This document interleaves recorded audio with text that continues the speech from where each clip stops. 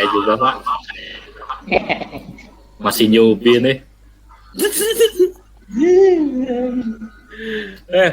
Mas Eko gimana? Udah di submit belum?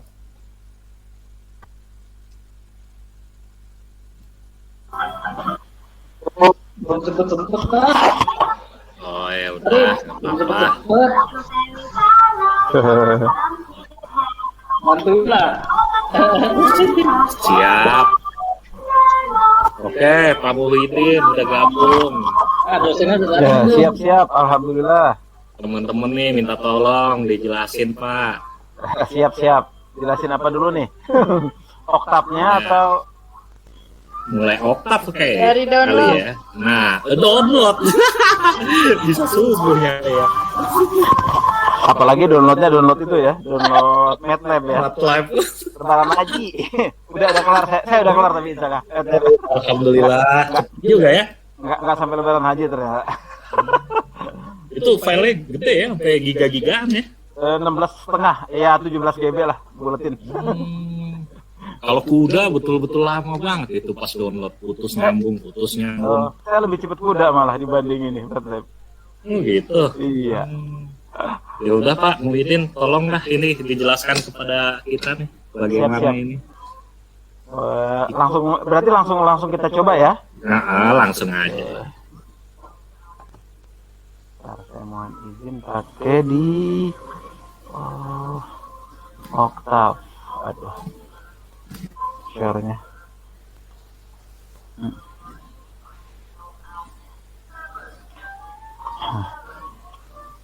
Muncul ya tulisannya ya? Muncul Pak, muncul. Oke, Jelas siap. Pak. Saya lihat dulu panduan tutorialnya dulu ya. Ya panduannya nggak kelihatan, padahal udah saya buka ya. Oke, intinya sih gini, teman-teman lihat ini juga kan ya, apa namanya, tutorial yang MATLAB-nya. Semua yang ada di tutorial MATLAB itu bisa dijalanin gitu ya, bisa dipakai di Octave. Tentu dengan tampilan yang sedikit berbeda. Enggak sedikit sih, banyak banget bedanya. Untuk tutorial saya lagi ngebuka sih di halaman 15. Contohnya itu entering numeric array, memasukkan nilai array. Cuma tutorialnya nggak kelihatan sama saya nih karena saya nggak ada pilihan share satu desktop saja sayangnya. Adanya entire screen doang. Oke, saya contohin di sini ya. Misalnya saya mau masukin, kalau di halaman 15 kan ada judulnya entering numeric array. Ya dengan syarat ketentuan sudah diinstal ya Octave-nya. Saya asumsi awal Octave sudah diinstal. Contoh kalau misalkan kita mau memasukkan nilai array, kita tinggal masukkan misalnya A sama dengan, kalau dicontohkan 1, 2, 1, spasi 2. Spasi itu menunjukkan kalau di huruf yang berbeda. Kalau titik koma berarti dia menunjukkan baris yang berbeda. 3, spasi 4. Ini nggak usah ya, nggak usah pakai. Baru kurung siku lagi, di enter, maka dia akan menghasilkan sebuah metrik gitu ya. Metrik 2 ini seperti ini, 1, 2, 3, 4 ya.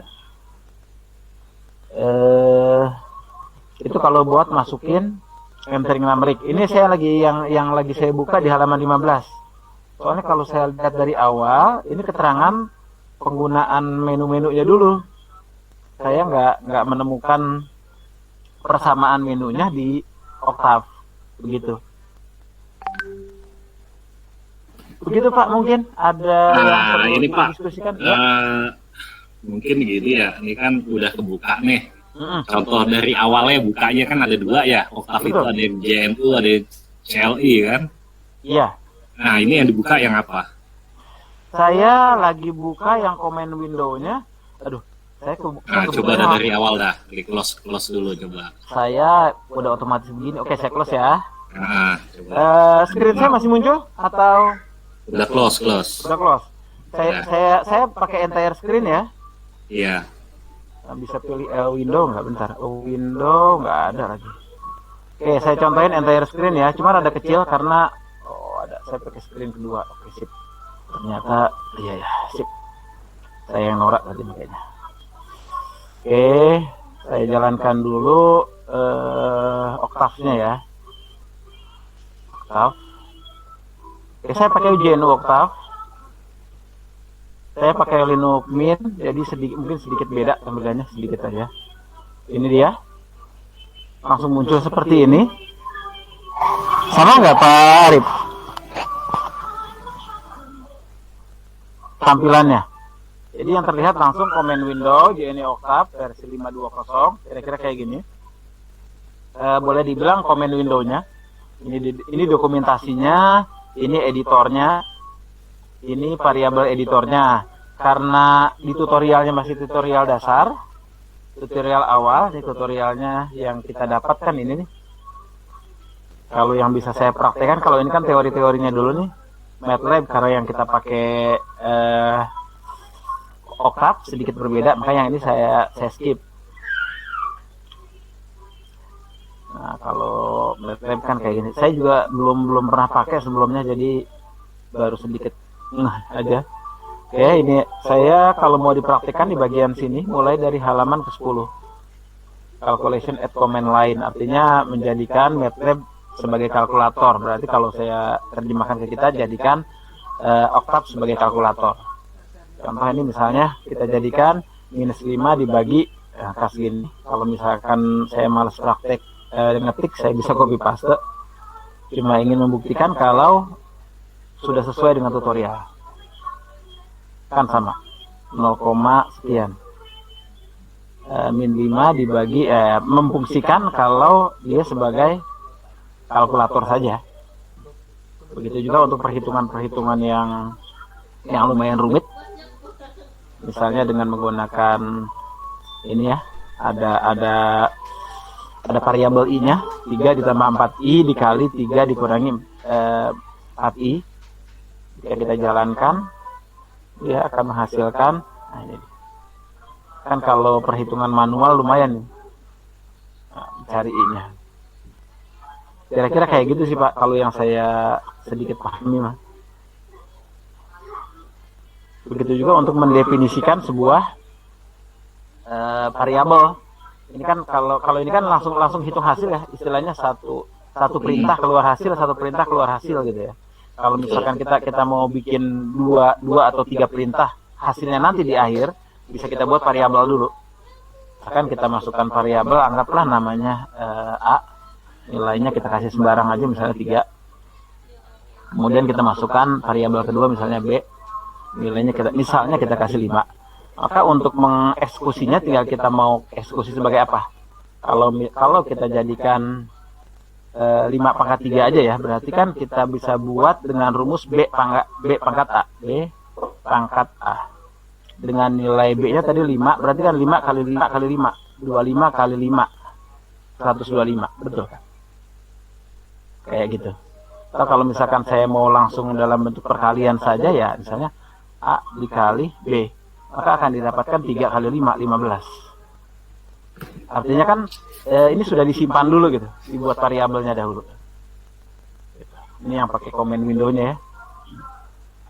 Kalau lihat dari judulnya ini, percobaannya kita hanya sekedar itu aja, baik menggunakan sinus, cosinus, ataupun yang lainnya.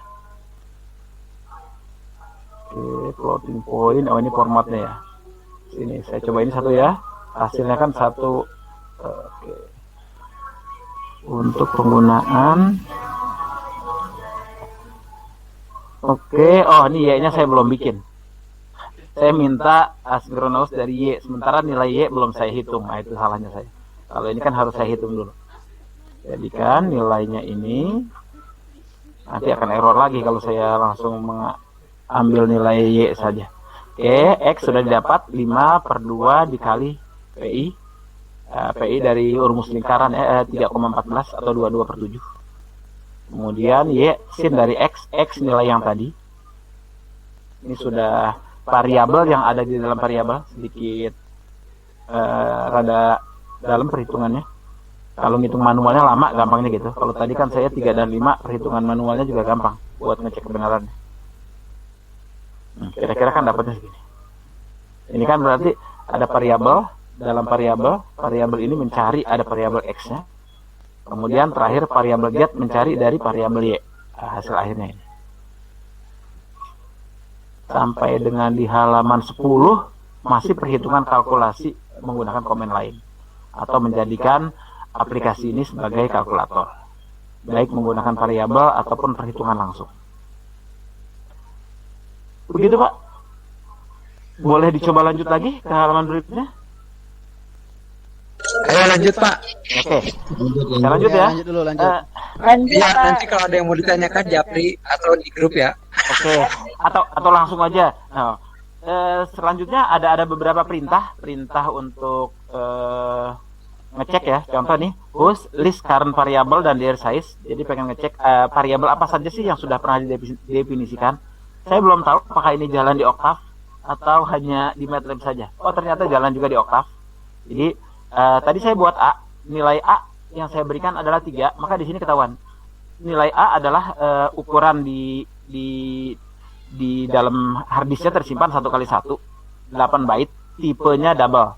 Artinya dia dapat menyimpan angka dengan koma gitu ya, double. Kan ada integer, double, float, nah modelnya gitu.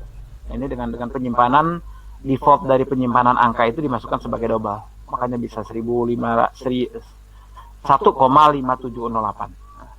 Kan koma di belakang komanya banyak 4 angka di belakang koma nih contohnya. Ini. Terus kalau saya ingin bersihin, saya kosongkan variabel yang pernah saya tulis, tinggal kita tulis clear saja di sini. Maka ketika saya ulangi perintah yang tadi, perintah host, maka akan kosong. Seperti ini. Untuk memilih perintah yang pernah saya tulis, tinggal gunakan panah atas saja. Modelnya kayak gini. Saya pernah nulis perintah apa saja. Sampai dengan ini semua, ini bisa kita lihat perlunya apa, buat apa, kira-kira kayak gitu. Termasuk semua perintah yang saya tulis pengen saya simpan ke dalam sebuah file. Saya bisa gunakan diary. Nyimpannya gini, diary. Kalau foo ini nama filenya, atau save or comment type file in current directory. Ya, nama filenya adalah foo. Tergantung. Misalkan diary stemic, oh berarti semua perintah yang pernah saya pakai di sini saya mau save. Besok saya mau buka lagi, tinggal masukin.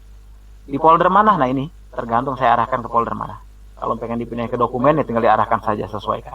Kalau saya contohkan, misalkan saya masukkan kemari, saya mau save, maka saya tinggal tulis diary, misalnya pertemuan 1 materi M035. Misalnya saya buat begini.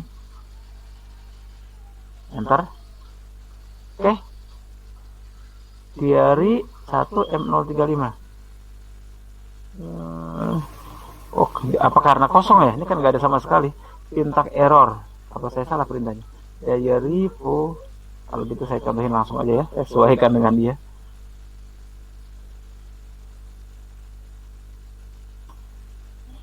Undefined null. Oh enggak. Karena filenya memang kosong ya. Saya harus bikin ulang dulu. Kalau saya mau simpan, saya bikin dulu XYZ saja yang tadi. X, Y, Z. Oke, baru saya simpan. Diary. Sama saja.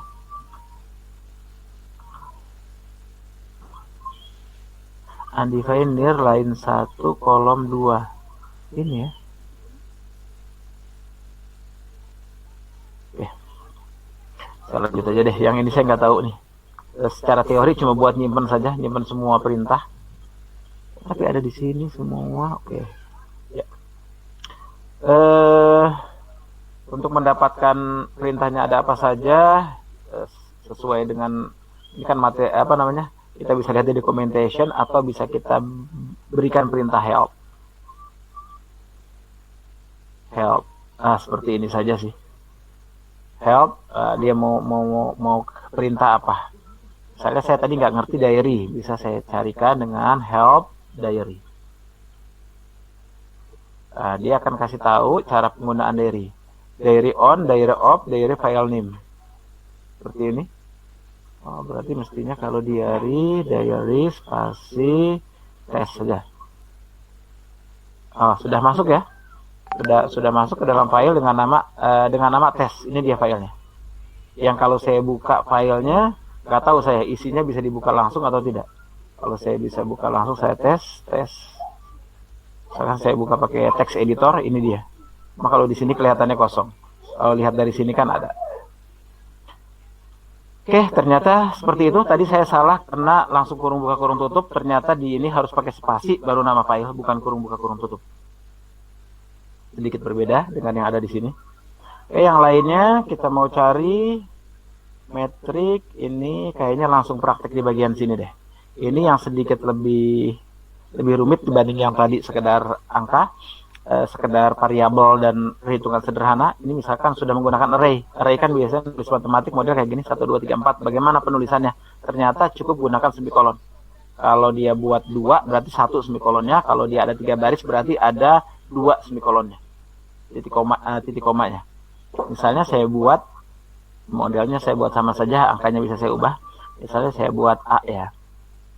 A sama dengan diawali dengan kurung siku buka. Kalau angkanya boleh saya angka yang besar 12,2 di koma, misalnya saya buat 25,5. Maka ketika saya enter dia akan menampilkan seperti ini. Jadi spasi itu pemisah kalau dia angka pertama dan angka kedua. Titik koma itu pemisah sebagai dia ada berapa baris bentuknya. Kalau misalkan saya buat misalnya dengan model 3 ya. Misalnya saya buat gini, maka saya tambahkan titik koma lagi. 12, 1, 2 misalnya gini. Maka dia jadi 3 baris depan. Ya persamaan matematika banget sih sebenarnya. Kalau ini hanya sekedar nyoba-nyoba saja sebenarnya, karena kita belum praktek langsung dengan angka matematiknya, apa yang mau dihitung. Karena kalau hanya sekedar nyoba kayak gini, oh iya tampilnya jadi, kira-kira kayak gitu. Tapi kalau perhitungan langsungnya kan kita harus paham dengan ilmu matematiknya. The metric in MATLAB, metrik, ini udah lebih ribet. Begitu juga dengan penggunaan rumus-rumus square, akar dari 7. Kemudian perhitungan rumitnya juga 3 tambah 4 tambah 5, 3 tambah 5 tambah 6 kali 3 bagi 4. Nah ini dia. Misalkan yang kedua, kalau saya langsung praktekkan, saya kalau pengen uji coba sebenarnya boleh langsung copy paste, paling tidak memahami arahnya dia hasilnya kayak gimana.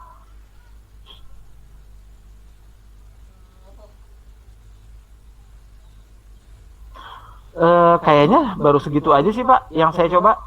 Ini ada totalnya sih lumayan banyak ternyata. Saya cek ada 89 halaman. Astagfirullah, la ilaha illallah.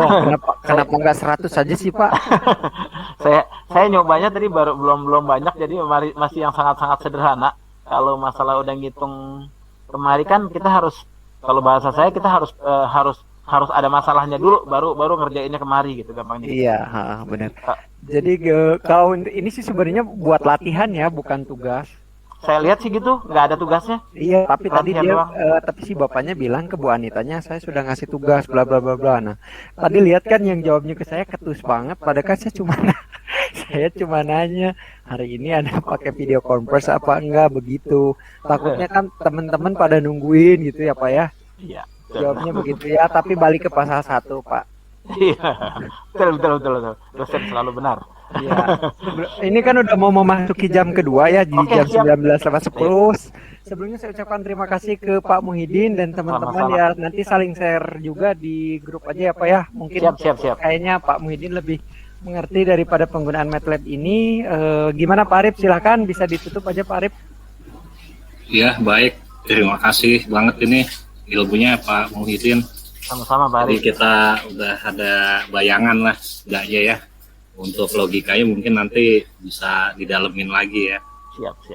Ya udah, saya rasa sih itu aja dulu ya. Terima kasih banyak nih Pak Muhyiddin ilmunya. Sama-sama. Terima kasih Pak Muhyiddin. Sama-sama teman-teman semua.